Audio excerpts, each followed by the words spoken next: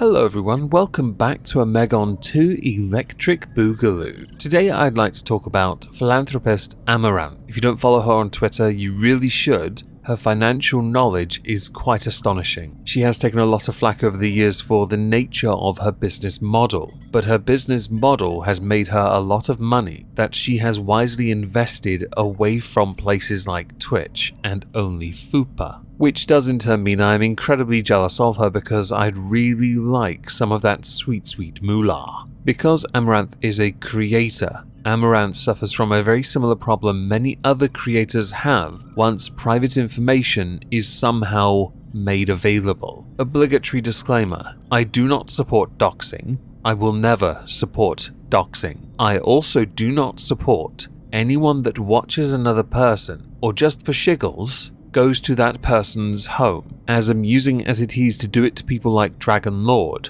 it is still not acceptable behavior. I will also never support swatting. I will happily laugh about anything on the internet that I want to laugh at. Once this gets taken into the real world, without the explicit consent of the person whose home you've gone to, or sent people to, or private information you've put out there, it's no longer funny. And this today ties in with Amouranth because Amouranth has had to put up with something rather unfair, something cruel that she should never have had to put up with, and that would be a stalker. This is something I can empathize with to an extent, but I, in an attempt to avoid flaming any unnecessary flames, will not speak on that anymore. For what Amouranth had to go through, we go back to May the 8th of this year, up until June the 15th. And for what we are going to go through, we are going to look at a number of Twitter threads that Amouranth herself has put out on her main account. On June the 7th, Amouranth, or Caitlin, tweeted out,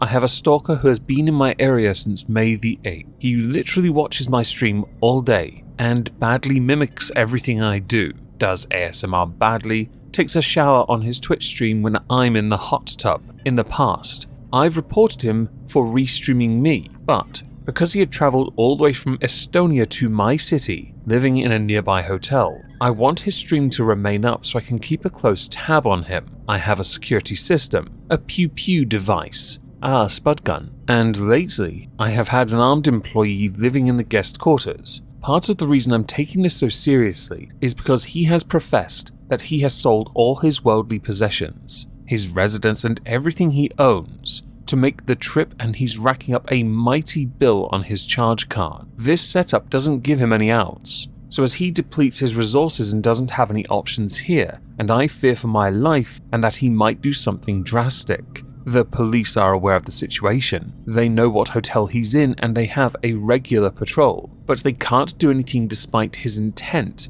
to come find me. He has literally made it his Twitch title on his stream, "Find Caitlin and make her mine. Please do not report the account. His streams are valuable intel for my well-being and peace of mind." They knew what hotel he was in. Apparently he moved last night. Different hotel nearby. Some people need exterminatus. The reason for that is because somebody had reached out to Amouranth and wrote all of this, with my favourite quotes being from this absolute dipshit: "You're just some psycho female with a queen complex, and you're an entitled white bitch who believes she's the hottest thing on the planet. Your content is boring because you bring nothing to your viewers, and I can't wait for people to wake up and see how fake of a person you are." In your eyes, Amouranth may bring nothing of value to anyone anywhere, but to anyone else, Amouranth brings a lot of traffic, a lot of attention, a lot of donations, a lot of support. Yes, she undoubtedly will have haters, because let's face it, if you are anyone online, an influencer of any kind, you are going to have detractors of some type. Someone that is willing to give up everything they have to move across the world to try and claim ownership of somebody needs help,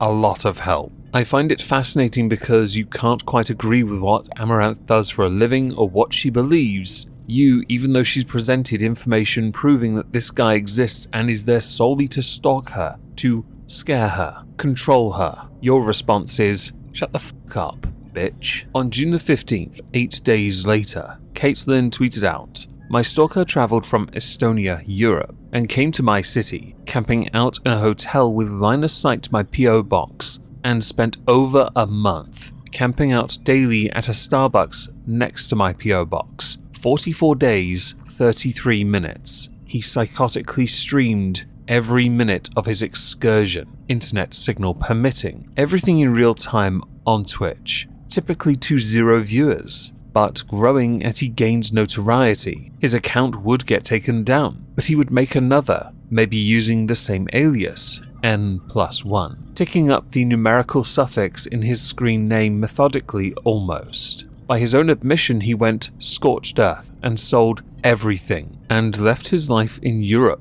to come here on a hopeless and self-destructive pilgrimage. He hocked his worldly ties, selling his house, his car, all his possessions, his cat even, all by his own admission and in a series of publicly posted and privately detailed vlogged videos. Almost a manifesto. The only things he brought with him, other than his phone and the clothes on his back, was a saxophone and a change of clothes, formal attire. The saxophone would appear in a few live streams of himself playing in public places across Houston, serenading no one in particular. It allowed him to carry around occasionally a saxophone case though. It made me very nervous. Was this plausible deniability to carry that case around? And when the time came to switch it out with a more lethal instrument, I tried to be clear while he was in my Twitch chat. I'd clearly state, I don't want him to come, don't want to meet him, he'd say, liar, liar, fiancé. He made dancing videos reminiscent of the Buffalo Bill dance scene in Silence of the Lambs,